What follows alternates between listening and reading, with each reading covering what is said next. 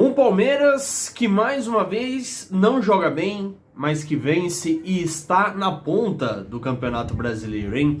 E por sua vez um São Paulo que joga, que tenta, mas que não consegue. É impressionante o desempenho do São Paulo no primeiro terço do Campeonato Brasileiro. Os detalhes desses dois jogos que aconteceram ontem, você vai saber aqui no Fim de Papo. Chega mais!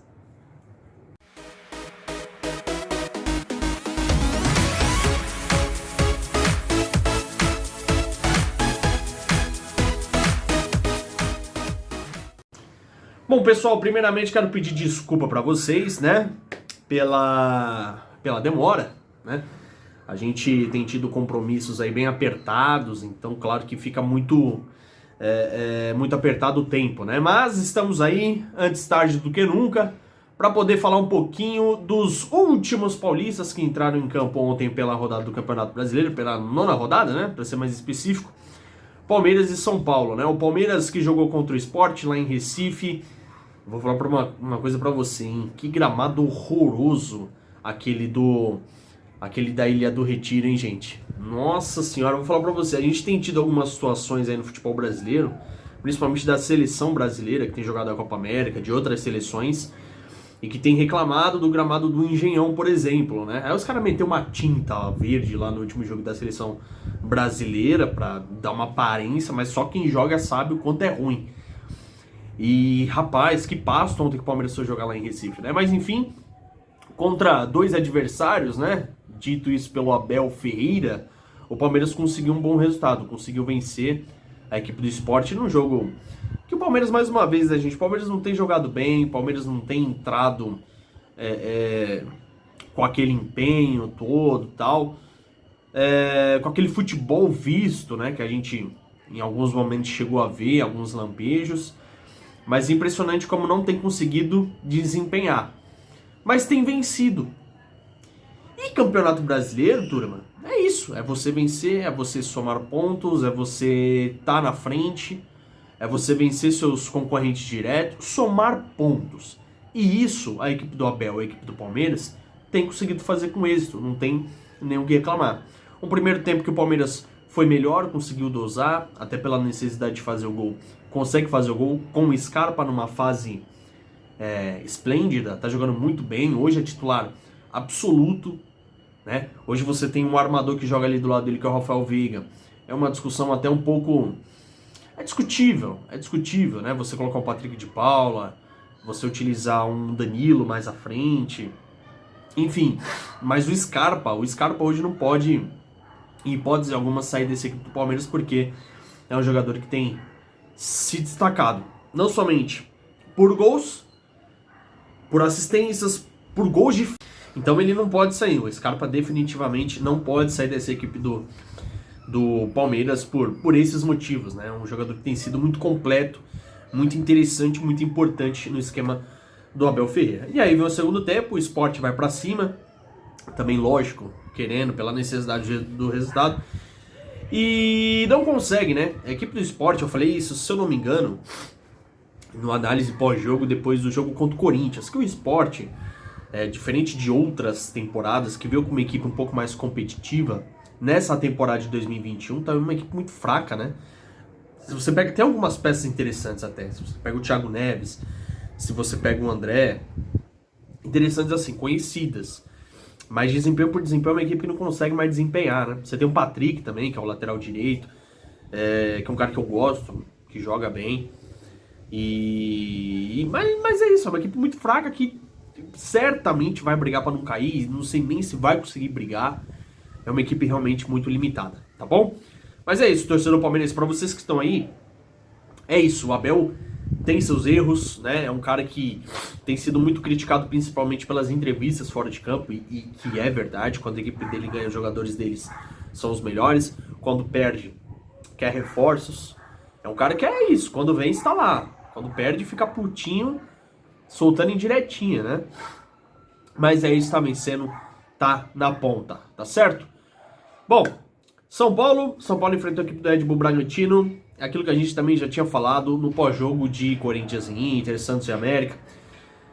É um confronto historicamente no Morumbi difícil para a equipe de São Paulo, né? Nos últimos jogos, em especial, o São Paulo tem tido muitas dificuldades com essa equipe do Barbieri. Claro, nos últimos jogos, não só a equipe de São Paulo, o Corinthians teve dificuldade, equipes grandes que têm enfrentado a equipe do Red Bull, Palmeiras perdeu de 3-1, então é natural, não é só a equipe do São Paulo. Mas pessoal, algumas situações no São Paulo tem que ser levado em consideração, tá? A gente já tá cansado de falar aqui que o São Paulo investiu todas as suas forças no Campeonato Paulista. E é verdade, o São Paulo poupou na Libertadores, poupou na Copa do Brasil pra focar no Campeonato Paulista. Naturalmente. E foi bem, saiu da fila, venceu. Legal, isso aí a gente já tem falado várias vezes. Agora, o São Paulo não tem elenco. Isso também a gente já tem falado, certo? Pessoal, quando você não tem elenco e você deposita todas as fichas no campeonato, mesmo que seja num processo de tiro curto, que foi o Campeonato Paulista, você não vai ter sequência. O São Paulo, além de não ter elenco, é um elenco veterano. O São Paulo não é um time de moleque, de menino, tem aquele pulmão, né? Aquela... Cara, claramente você vê o Miranda jogando baleado. O Luciano, na minha cabeça não sai, ele jogou a final do Paulista, decidiu o Paulista, machucado. O Daniel Alves, eu não sei se ele tá 100%, talvez ele esteja até voltando aí pra querer mostrar, justificar talvez a convocação pra Tóquio, nas Olimpíadas, pode ser. Mas pra mim tá muito óbvio que esse equipe de São Paulo, gente, tá jogando sacrifício. A conta chegou de fato. Mas e aí? Não tem reserva, cara? O que tá acontecendo com esses reservas do São Paulo? Que mesmo reserva, quando entrava na Libertadores, na reta final do Paulista, jogava, ganhava, disputava. Tá irreconhecível. E aí o resultado é esse, é a melancólica campanha no início do Campeonato Brasileiro. Tá no início. E eu falei lá atrás pra vocês quando o São Paulo começou mal. Gente, não tem que se preocupar, é só o início de Campeonato Brasileiro de 38 rodadas, tem muita rodada. Beleza, mas um terço já foi. Aí sim é pra se preocupar. Se você tem 9 rodadas, não consegue ganhar uma, e com confrontos, tecnicamente, 2 desses, vou colocar 2 desses bem tranquilo pra você ganhar em casa. Cuiabá no Morumbi e Chapecoense. E você não ganha?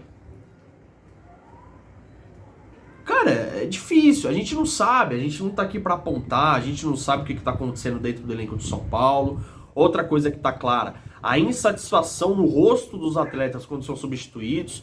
O Benítez saiu com cara fechada contra o São Paulo. Ontem o Luan, na hora que ele fica sabendo que ia sair, ele pergunta, eu? Tipo assim, cara, é sério isso? Né? A câmera dá um close bem na hora assim que ele é chamado. E ele sai. Ontem o Crespo ele precisa rever alguns conceitos. Ele precisa entender que esse 3-5-2 já foi, gente. Já ficou manjado. Você colocando o Reinaldo de zagueiro, ou até como ala, mas essa zaga Bruno Alves e Léo talvez não passe tanta confiança, né? Enfim, o Lisieiro, até hoje, muito São Paulino, muita gente não sabe. Na minha opinião, ele é um cara que muito mais arma a jogada. Mas jogando de volante, você perde um armador e você perde um volante que o Lisieiro também não marca. O único cara que dá combate nesse meio campo de São Paulo é o Luan, cara. E se ele não tá num dia muito legal, por exemplo, contra o São Paulo ele jogou muito. Ele anulou, contra o São Paulo não, desculpa, contra o Corinthians, ele jogou demais, ele anulou o Vitinho, que tudo bem, né?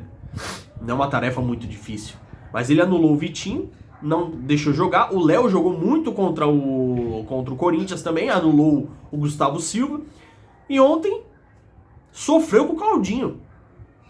Tanto o Luan, quando o Claudinho se deslocava para a ala direita, como ele vinha por meio. O Luan não conseguiu marcar o Claudinho. O Claudinho tá jogando demais. O que esse Claudinho joga é uma barbaridade.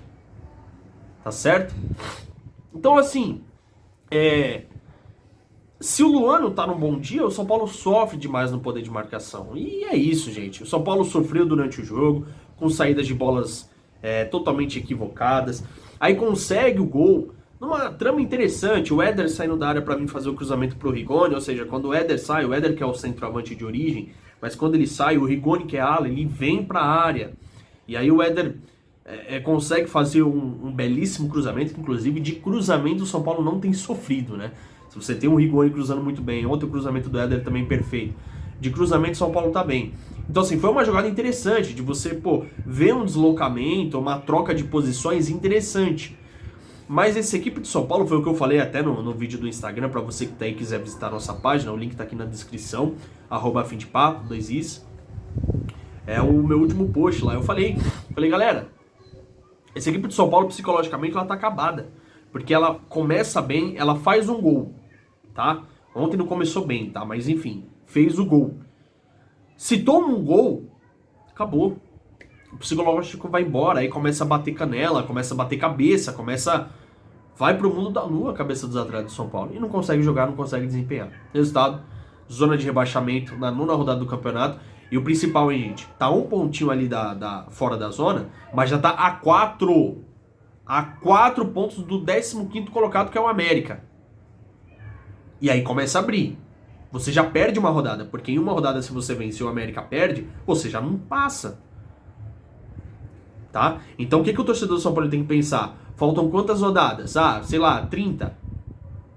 Pra nós, vamos trabalhar com 29, porque 30 a gente já não tem. A gente já perdeu uma rodada. Tá bom? Bom, pessoal, esse aí foi o nosso vídeo de hoje. Para vocês que chegaram aí até aí, curtiram o vídeo, né? Não se esqueça, senta o dedo no like, curte aí, compartilha, divulga, compartilha com o pessoal aí que gosta de futebol, seus amigos são paulinos, para vocês palmeirenses. Comentem o que vocês acharam do desempenho do time de vocês. E claro, visite a nossa página também lá no Instagram, @fimdepapo, mais uma vez, link aqui na descrição, tá bom? Um forte abraço, tamo junto e até o próximo pós-jogo. Valeu!